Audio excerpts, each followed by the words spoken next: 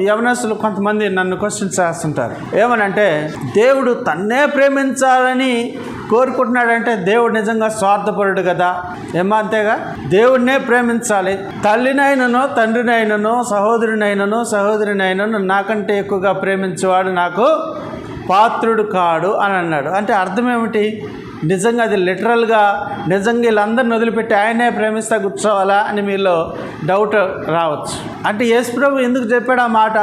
ముందు నీవు నన్ను ప్రేమిస్తేనే నీ తల్లిదండ్రులను కరెక్ట్గా ప్రేమించగలవు. ముందు నన్ను ప్రేమిస్తేనే నీ సొంత బిడ్డను నువ్వు ప్రేమించగలవు. ఎందుకంటే నా ప్రేమ ప్రాణం పెట్టే ప్రేమ. నీ బిడ్డల కోసం నువ్వు ప్రాణం పెట్టలేవు. నీ భార్య కోసం నువ్వు ప్రాణం పెట్టలేవు. నీ భర్త కోసం నువ్వు ప్రాణం పెట్టలేవు. నేను ప్రేమిస్తున్నానని చెప్పడం తప్ప నుంచి. నీ పిల్లల కోసం నువ్వు ప్రాణం పెట్టలేవు. తల్లిదండ్రుల కోసం ప్రాణం పెట్టలేవు. నేను నీ కోసం ప్రాణం పెడుతున్నా. అంత ప్రేమ నాలో ఉంది. నువ్వు నన్ను ప్రేమిస్తే అప్పుడు ప్రేమ అంటే ఎలా ఉంటుందో అప్పుడు నీకు అర్థమవుతుంది.